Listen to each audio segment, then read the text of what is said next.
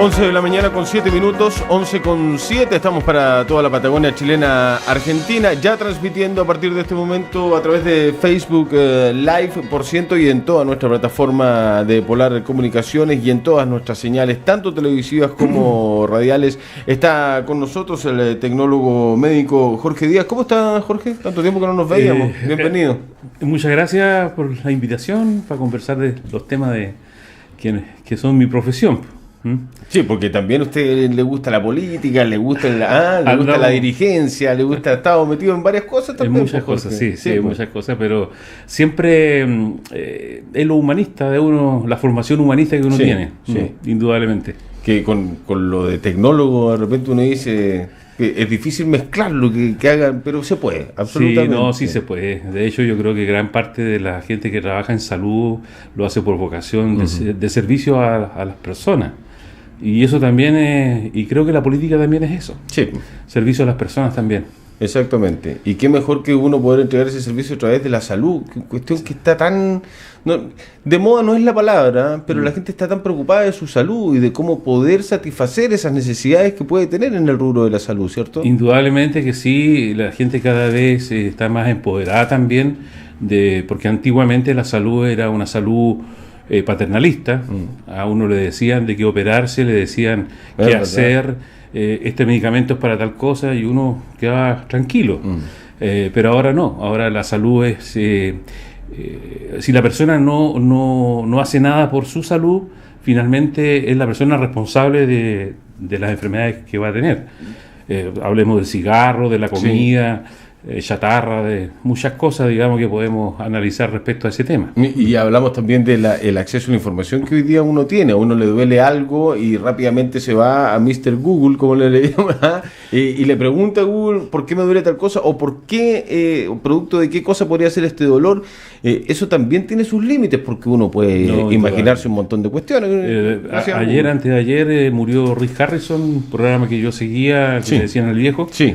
Y ya lo habían El precio matado, de la historia. El precio de la historia, y lo habían matado, no sé, antes de eso lo habían matado un montón de veces. Sí. Mataron a Luis Miguel, Entonces, en el fondo hay que tener cuidado. La excesiva información que no son de fuentes confiables, hay que filtrarla. Y yo creo que eso es para todo, para... Los hijos se meten también en esta cuestión del Google, y etcétera. Uno cree que todo lo encuentra ahí, pero hay que tener cierto cuidado. Sí, yo siempre digo, nos vamos a salir de la salud, pero está bien, porque Jorge nos conocemos, podemos conversar y vamos a hablar obviamente del banco de sangre, donación de sangre, todo lo demás. Que nosotros tenemos que enseñarle como sociedad, tendríamos que empezar ya, cuestión que no hicieron con nuestras generaciones, con las generaciones que ya estamos más grandes, enseñarnos a navegar por internet. Hay que enseñarle a los chicos a navegar, dónde navegar, qué fuentes ocupar, qué fuentes son confiables, cómo trato de utilizar internet para mi beneficio y no para mi descontrol mental, por decirlo de alguna forma, ¿no? Pero no para creer cualquier cosa, y que es lo que está pasando hoy día. Entonces falta tal vez en el aula una mayor entrega de información en términos del aprendizaje. Fíjate que acá puedes navegar de esta forma, el internet se ocupa para determinadas cosas, si lo dice este sitio es más confiable que si lo dicen estos otros sectores. Es una cosa así, ¿no? Sí. No, y en salud pasa lo mismo. No, en salud es terrible porque para una patología hay tratamientos milagrosos. Y los venden por internet. La gente, entonces, y la gente lo cree. La gente lo cree. Por ejemplo, demuestra un botón. Todo esto que ha pasado con el autismo, producto del mercurio, ¿cierto?, que estaba en la vacuna. Eso fue una tremenda mentira y farsa. Está comprobado que fue una farsa. Y sin embargo sigue dando vuelta y siguen habiendo personas que dicen yo no voy a vacunar a mi hijo. Y sin embargo la vacunación en Chile permitió frenar la poliomielitis, ¿ya?, que causaba tanto daño, tantas secuelas. Todavía vemos por ahí cada cierto tiempo personas que son adultas hoy día y que tuvieron la poliomielitis. Entonces uno dice la tuberculosis. Aquí en Magallanes uno tiene que acordarse que entre los años 30 y 40 la gente se moría de tuberculosis, y después la vacunación que empezó con al nacimiento del bebé, ¿no es cierto?, desde el año 52 en adelante, eso se fue minimizando. Entonces la vacuna tiene su lado positivo. Bueno, pasó con la influenza. Ahora que los niveles de vacunación han bajado respecto a años anteriores. Claro, y eso es porque hay toda una campaña, destinada a no vacunarse, creyendo que la vacuna causa más daño que beneficio, y es al revés. Ahora, eso es una desinformación, y la gente lo cree. Ese rumor, ese que corre por las redes sociales, que se viraliza, como se dice, ¿no? Se viraliza y eso hace mucho daño. Sí. Y la viralización que viene del virus también viene de la salud. Pues si la salud igual está muy vinculada a las redes, pues, y al internet. Así es. Y este doctor es bueno o es malo. Yo siempre digo que si un doctor estudió todos los años que estudió, no debiese haber un doctor malo, ¿no? Y es muy de ciudad pequeña decir este doctor es bueno o es malo. Y si me dice alguien que este doctor no es bueno o este profesional de la salud, prefiero buscar otro. También es de... Sí, no, indudablemente. De una mala costumbre. Las denuncias hoy día son más extremas, digamos, respecto a la salud y a los médicos, y a los médicos fundamentalmente. Sí. Porque son los médicos, nosotros tenemos una salud medicalizada, o sea, los médicos son los que ordenan los exámenes, los tratamientos, todo lo que se tiene que hacer. El resto de los profesionales de la salud somos acompañantes, ¿no? del acto médico. Es un complemento, absolutamente. Es un complemento. Si ellos ordenan una transfusión de sangre, nosotros la colocamos. Exactamente. Si no lo ordenan, no lo colocamos. Exactamente. Entonces ese es el tema. Vamos a la sangre. Bueno. El banco de sangre tiene una buena... tiene la sangre necesaria. Nosotros, me acuerdo que se hizo una campaña a principios de año, estuvimos conversando, fuimos allá, me acuerdo que Juan Pablo Navarrete se fue a sacar sangre, a donar sangre, pero ¿hay menos donantes que antes? No, al contrario, hay más donantes. Lo que pasa es que se está ocupando más, se necesita más sangre. Se está ocupando mucho más. Lo que pasa es que la gente no ha logrado quizás entender o comprender que acá las patologías que se trataban antes como hospital viejo, le llamamos hospital viejo el que está en Centeno, ¿no es cierto?, con Condel, eran patologías más que nada destinadas a las infecciones y a otras patologías. Hoy día el hospital clínico Magallanes se ha complejizado, es un hospital de alta complejidad, por lo tanto tiene cirugía cardíaca, tiene tratamiento oncológico, tanto de radioterapia como quimioterapia, que son cosas que no tenía antes. Y la especialización de los médicos está, por ejemplo, todo lo que es el tratamiento con el cáncer. Había leucemias, por ejemplo, que se trataban en Valdivia. Nosotros derivábamos mucho a Santiago, Valdivia, Temuco. Así es. ¿Ya? Hoy día todas esas patologías se ven acá. Ya. No es necesario ya la derivación. No. Sí, también hay derivación. En algunos casos. Pero en algunos casos. Que nosotros no en todos los casos como se hacía antes, ¿no? Claro, que no se puede resolver en el hospital. Y eso ha ido necesariamente elevando el nivel de consumo de los hemoderivados, de las transfusiones de glóbulos rojos, plasma, plaquetas, etcétera. Y por lo tanto la necesidad de donantes es mayor. Ahora nosotros estamos bajo la donación. En el resto del país están sobre el 20 y 30 donantes por 1000 habitantes. Ya. Nosotros estamos en 14. Ya. Entonces estamos bajo el promedio nacional que nos exige, digamos, el Ministerio de Salud. De hecho, a pesar de todo eso, se ha habido una baja a nivel nacional de la donación de sangre.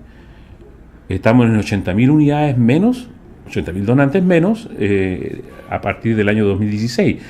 Hay una crisis respecto a eso. ¿Y por qué se explica eso, Jorge? Porque hay varias cosas. Primero, yo creo que la ciudadanía no logra internalizar el tema de la donación como algo que tiene que ser habitual. Ya.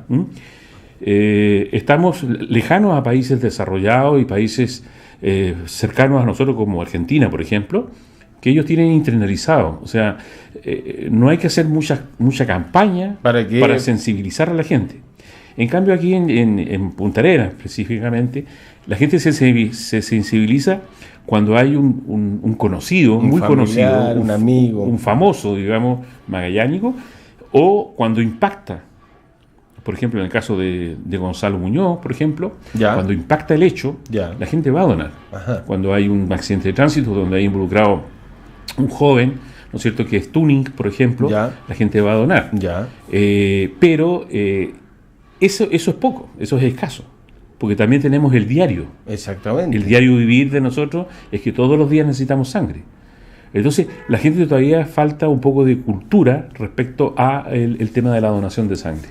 Mira, y qué interesante lo que dices, que la donación aumenta cuando hay un personaje conocido que tiene un accidente que necesita sangre, o en el entorno mucho más cercano cuando un familiar tiene algún problema, y ahí también, pero esa cuestión no es masiva, ahí es puntual. Es puntual. Claro, ¿no? pasa la necesidad, digamos, y ya se olvidan de que tienen que seguir donando sangre, los hombres cada 3 meses y las mujeres cada 4 meses. Eso te iba a preguntar, ¿cada cuánto uno debería o puede donar sangre? Sí, los varones cada 3 meses y las mujeres cada 4 meses. ¿Por qué? Porque se reproduce... Claro, porque también la mujer tiene un tema fisiológico, ¿no es cierto?, con la menstruación, y por lo tanto se demora un poquito más en generar la recuperación de los glóbulos rojos y de la sangre en general. Ahora, hay que aclarar que a pesar de todo eso, nosotros no estamos en una situación extremadamente crítica, pero sí siempre preocupados. O sea, suponte tú, para el 18 de septiembre nos baja mucho las unidades, porque este año, por ejemplo, van a ser 3-4 días de feriado. Sí, vamos a tener una semana completa. Si es que no se toman sándwich el viernes, porque a lo mejor es día de la región, qué sé yo. Es muy probable. Vamos a tener prácticamente entre 7 a 9 días sin donante.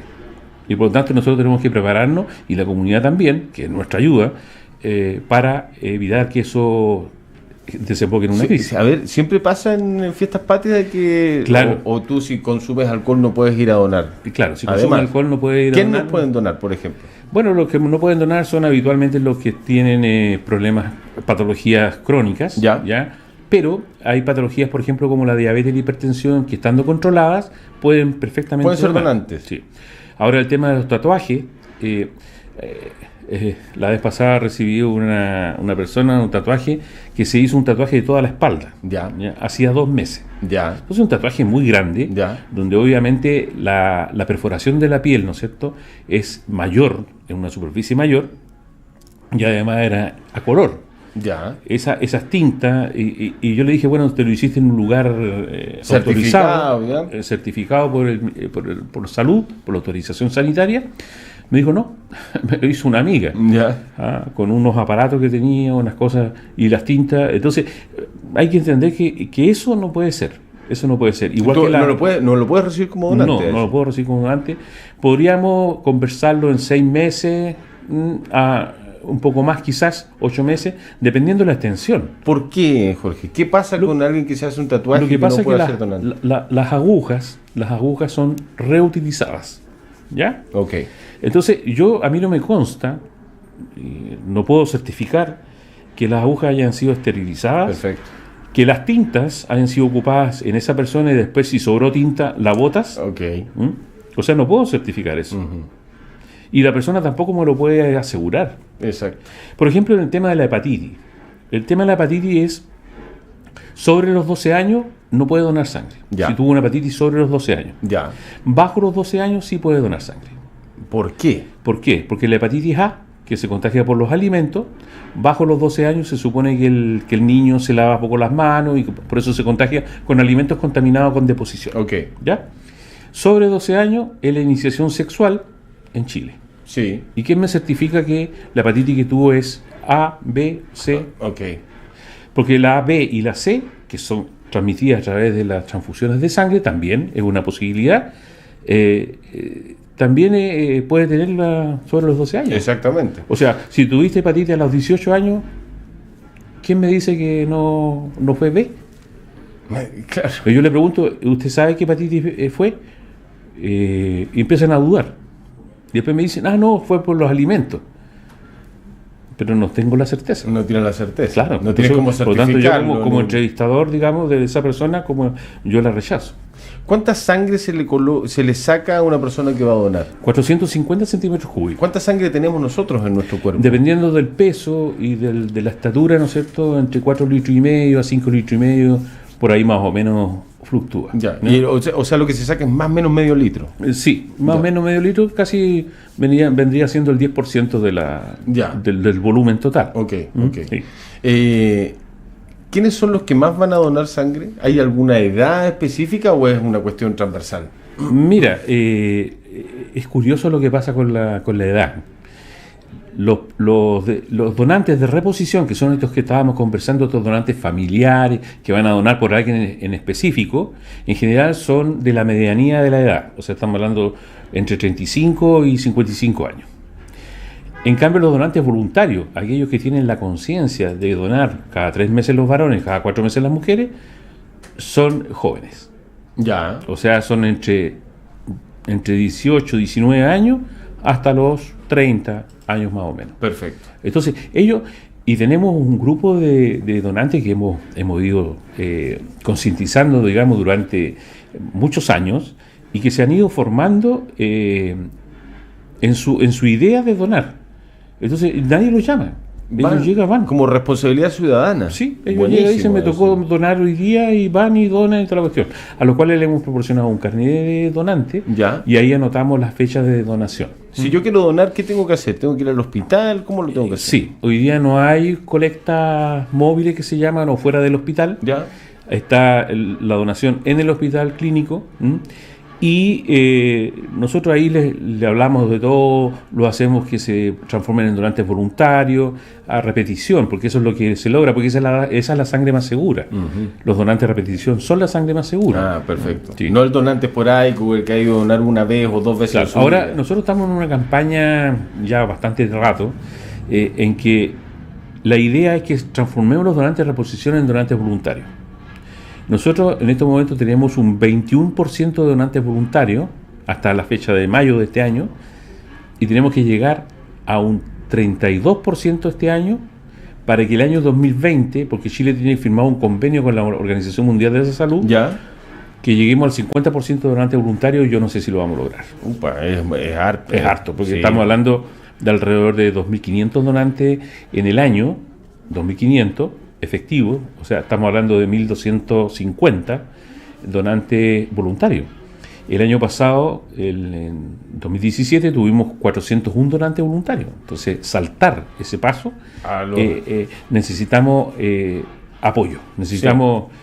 como dijo el psicólogo a la gallina, que necesita apoyo. Exactamente. Nosotros también necesitamos apoyo. Muy buena.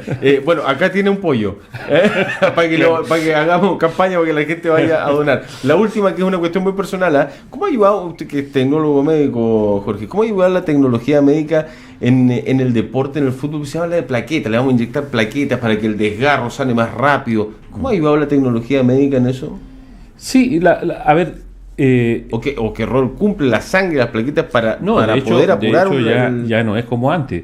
Yo siempre, a mí me gusta la historia, me gusta saber el porqué de las cosas, cómo nacieron. Sí. La primera transfusión que se tiene registro en la historia fue en un papa por el año 400, 800, por ahí, después de Cristo, en que el médico recomendó, porque estaba pálido, estaba con anemia, la anemia viene mucho tiempo atrás, y recomendó transfusión. O sea, recomendó ponerle sangre. Ya. No se hablaba ni de transfusión ni de nada. No se sabían los grupos sanguíneos, ni una de esas cosas. Nada. Entonces buscaron los 3 hombres más jóvenes, más fuertes del pueblo, de la ciudad de Roma, ¿no es cierto? Y lo conectaron directamente, transfusión persona a persona. Se murieron todos. Los 3 donantes y el Papa se murió. El Papa, seguramente los contagió el Papa a ellos, puede ser, ¿no? O puede ser, o al revés. O otro, ya, Pero eso indica de que esta preocupación, digamos, de colocar sangre, de transfundir, viene de mucho tiempo atrás. ¿Ya? Después de eso hay un gran salto en el tiempo hasta más o menos la fundación de la Cruz Roja, donde, cosa curiosa, por ejemplo en Estados Unidos había donaciones de sangre, y había centros de sangre o bancos de sangre de negros y de blancos. Mira, los separaban, sí. ¿Ya? En la época de la Segunda Guerra Mundial, o de la Primera Guerra Mundial, me parece, los nazis solamente aceptaban donantes arios. Entonces, te fijas cómo hemos ido evolucionando. Claro. La tecnología, bueno, después se descubrieron el 16 de junio, se conmemora, el 14 de junio, perdón, el Día Mundial de la Donación de Sangre, en homenaje a Lance Steiner, que fue el que descubrió los grupos sanguíneos. Y ahí posteriormente el factor RH, y ahí viene todo el avance científico, digamos, de la cuestión. Entonces, hoy día las transfusiones son para recuperar lo que falta. Si faltan glóbulos rojos, hay que oxigenar tejido, glóbulos rojos. Si falta plaqueta, plaqueta. Si faltan factores de coagulación para que no siga sangrando, qué sé yo, plasma.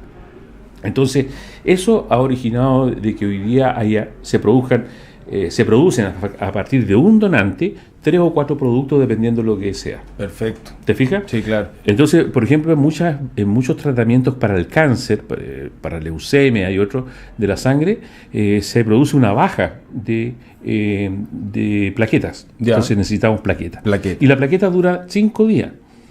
Esa es la duración que tiene. Las plaquetas duran 5 días. Entonces tenemos que tener constantemente plaquetas en caso de emergencia. Ahora, indudablemente que ahí hay un factor tecnológico. ¿Por qué? Porque como son escasas las plaquetas, en el sentido de que si no va donante, por ejemplo, hoy día con este tiempo que tenemos, lo más probable es que no lleguen más de 5 donantes o no llegue ninguno. Puede ser también. ¿Qué pasa? Significa que ya hoy día no tenemos plaquetas para mañana, pasado mañana, etcétera. Pero sí podemos sacar plaquetas de un donante único, con un equipamiento que es moderno y que lo tenemos, el único centro de sangre que lo tiene en la región somos nosotros. Ok. ¿Ya? Y esa es una alternativa que es muy buena para diversas patologías como los cánceres, como las cirugías cardíacas. Nos tenemos que ir, se nos acabó el tiempo. ¿Cuál es el grupo sanguíneo más extraño o poco común? ¿Hay grupos sanguíneos más extraños que otros? Sí, hay grupos sanguíneos, los más escasos son los RH negativos, indudablemente, pero, cosa particular, digamos, el AB negativo, que es el más escaso, permite, de todos los RH negativos, puede recibir, pero él no le puede dar a todos. Vamos a tener que volver a juntarnos a conversar, Jorge. Sí, absolutamente. Jorge Díaz, tecnólogo médico. Hablando de la donación, los llamamos a ustedes también a donar en el hospital, por cierto, en el hospital regional, hospital clínico. Nosotros le seguimos diciendo hospital regional, por favor, Jorge. Sí, quisiera agregar una sola cosa. ¿Hemos ido avanzando como hospital y como región? Sí. ¿Falta mucho? Indudablemente.